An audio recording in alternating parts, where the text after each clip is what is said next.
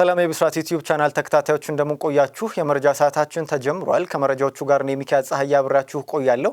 ከሀገር ውስጥ ጉዳይ ስንጀምር ጌዲዮ ዞን ከ15 ዞኖች በልጅነት እርግዝና ቀዳሚውን ስፍራ መያዙ ተነገረ። በኢትዮጵያ ከእድሜ በታች የሆነ የልጅነት እርግዝና አሳሳቢ የሆነ መምጣቱን መረጃዎቹ ያሳያሉ። በደቡብ ኢትዮጵያ ክልል ባለፉት 9 ወራት በ15 ዞኖች ውስጥ ከ4000 በላይ ሴቶች ለልጅነት እርግዝና መጋለጣቸውን የክልሉ ጤና ቢሮ አስታውቋል። ከ4701 ሴቶች ውስጥ 1063ቱ በጌዲዮ ዞን የሚገኙ አፍለ ወጣቶች ሲሆኑ ይህም በዞኑ ደረጃ ቀዳሚውን ከፍተኛ ቁጥር መያዙ ተገልጿል።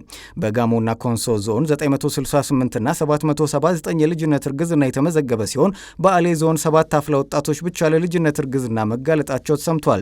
በደቡብ ኢትዮጵያ ክልል ጤና ቢሮ የቤተሰብ እቅድ ያፍላ ወጣቶችና ወጣቶች ጤና ፕሮግራም አስተባባሪ አቶ አብርሃም ወንድሙ የልጅነት እርግዝና ለመከላከል ከመደበኛው የስራ ሰዓት ውጪ ሰዓት በመመደብ አፍላ ወጣቶች በሚያዘወትሩባቸው ስፍራዎች የግንዛቤ ማስጨበጫዎች እየተሰጡ መሆናቸውን ከብስራት ሬዲዮ ጋር ባደረጉት ቆይታ ተናግረዋል። በተጨማሪም በ10 ዞኖች የአፍላ ወጣቶችና ወጣቶች የጤና ፎረም እንዲመሰረት መደረጉን አክለዋል ስትል መባወርቅነህ ዘግባለች። በደብረ ሲና ከተማ የልጅህን በሽታ ባህር ከፍቼ አጋንንት ጠርቼ አድንልሃለሁ በማለት ከ2 ሚሊዮን ብር በላይ ያታለለው ግለሰብ በእስራት ተቀጣ። በአማራ ክልል ሰሜን ሸዋ ዞን ደብረ ሲና ከተማ አስተዳደር የታመመውን ልጅህን አድንልሃለሁ በማለት 2,279,000 ብር የማታለል ወንጀል የፈጸመው ግለሰብ በእስራት መቀጣቱን የደብረ ሲና ከተማ አስተዳደር ፖሊስ ጽሕፈት ቤት አስታውቋል። የደብረ ሲና ከተማ አስተዳደር ፖሊስ ጽሕፈት ቤት የወንጀል ምርመራ ክፍል ተወካይ ኃላፊ ዋና ሳጅን ሻውል ግርማ ለብስራት ሬዲዮ እንደገለጹት ተከሳሽ ይርጋም ዴጎ ሽሜ በሰሜን ሸዋ ዞን መንዝማማ ወረዳ ቀበሌ 08 ልዩ ቦታው ዝማም ከተባለ ቦታ ነዋሪ መሆኑን ገልጸዋል።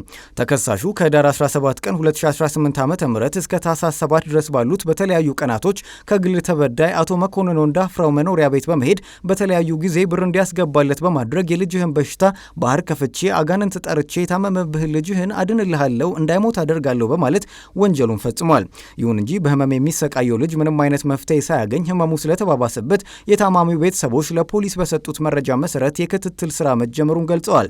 ይህ ወንጀል መፈጸሙን መረጃ የደረሰው የደብረ ሲና ከተማ አስተዳደር ፖሊስ ጽሕፈት ቤት ጉዳዩን በጥብቅ በመከታተል ተከሳሹን ከመንዝማማ ምድር ወረዳ ፖሊስ ጽሕፈት ቤት ጋር በመተባበርና በመያዝ እንዲሁም በተከሳሽ ስም የግል ተበዳይ በተከሳሽ አካውንት ላይ ያስገባውን ገንዘብ ባንክ ላይ እንዳይንቀሳቀስ በማድረግና በማሳገድ ተገቢውን የወንጀል ምርመራ አድርጓል።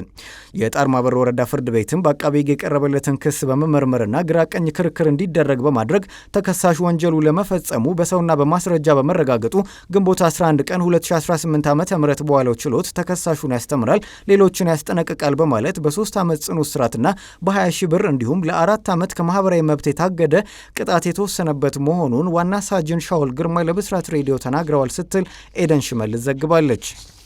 የመረጃ ሰዓታችን እንደቀጠለ ነው። ወደ ውጭ መረጃዎቹ እናልፋለን። አስቀድመን ከምስራቅ አፍሪካ ከኬንያ እንጀምራለን። የኬንያ መሪዎች ታሪካዊውን የአርሰናል የፕሪሚየር ሊግ ድል አከበሩ። በጉጉት ሲጠበቅ የነበረው የአርሰናል የፕሪሚየር ሊግ ድል በኬንያ በርካታ ታዋቂ የፖለቲካ መሪዎች፣ አስተዳዳሪዎች፣ ሴናተሮችና የህዝብ ተወካዮች የሰሜን ለንደኑን ክለብ የአሸናፊነት ስኬት ካጠናቀቀ በኋላ እንኳን ደስ ያላችሁ በማለት በማህበራዊ ሚዲያ ላይ ደስታቸውን አጋርተዋል። ኬንያ በአፍሪካ ውስጥ ካሉ ትልልቅ የፕሪሚየር ሊግ ደጋፊዎች አንዷ ነች። እናም የአርሰናል ስኬት በፍጥነት በኬንያ ማህበራዊ መድረኮች ላይ ትልቅ ርዕሰ ጉዳዮች መካከል አንዱ ሆኗል። ከታዋቂ ኬንያውያን አስተያየቶች መካከል ታዋቂው የአርሰናል ደጋፊና የሀገሪቱ ፕሬዚዳንት ዊሊያም ሩቶ ስለ ክለቡ ያላቸውን ፍቅር በተለያዩ አጋጣሚዎች በይፋ መናገራቸው ይታወሳል። ፕሬዚዳንቱ ቀደም ሲል በናይሮቢ በተካሄደው የፕሪሚየር ሊግ ዋንጫ ጉብኝት ወቅት የአርሰናልን የዋንጫ ምኞቶች በመደገፍ በስቴት ሃውስ አርሰናል ተመልሷል ብለው በልበ ሙሉነት አውጀዋል። የአርሰናል የዋንጫ አሸናፊነት ከተረጋገጠ በኋላ የኬንያ ማህበራዊ ሚዲያ ገጾች ፕሬዚዳንቱ ለክለቡ ካደረጉት የረጅም ጊዜ ድጋፍ ጋር የተገናኙ የእንኳን ደስ ያላችሁ መልእክቶችን በሰፊው አስተላልፈዋል። ይህ በእንዲህ እንዳለ በናይሮቢ የሚገኙ የአርሰናል ደጋፊዎች ዋንጫ አሸናፊነቱን ለማክበር አደባባይ ወጥተውም ታይተዋል። የቻይናና የሩሲያ ትስስር ከመቼውም ጊዜ በላይ መጠንከሩን ፑቲን ተናገሩ። የሩሲያው ፕሬዝዳንት ቭላዲሚር ፑቲን ከቻይናው ፕሬዝዳንት ዢ ጋር ተገናኝተዋል። የአሜሪካው ፕሬዝዳንት ዶናልድ ትራምፕ ቤጂንግን ከጎበኙ በቀናት ልዩነት ውስጥ ፑቲን ይፋ የስራ ጉብኝት እያደረጉ ይገኛሉ። ፑቲን ከዢ ጋር ባደረጉት ውይይት የቻይናና የሩሲያ ትስስር ከመቼውም በላይ መጠናከሩን ተናግረዋል። የቤጂንግ ጉዞ ፑቲን ዘንድሮ ያደረጉት የመጀመሪያ የውጭ ሀገር ጉብኝት ሲሆን ከዓለም እየተገለለች ያለችው ሩሲያ ምን ያክል በቻይና ላይ ጥገኛ እንደሆነች የሚያሳይ ነው ተብሏል። ቻይና የሩሲያን ነዳጅ በግንባር ቀደምትነት የምትገዛ ሲሆን ሁለቱ ሀገራት ከምዕራባውያን ተነጥለው ወዳጅነታቸውን ማጠናከርም ይፈልጋሉ። ሞስኮ በምዕራባውያኑ ማዕቀብ ቢጣልባትም ቤጂንግ ግን ፊቷን አላዞረችባትም።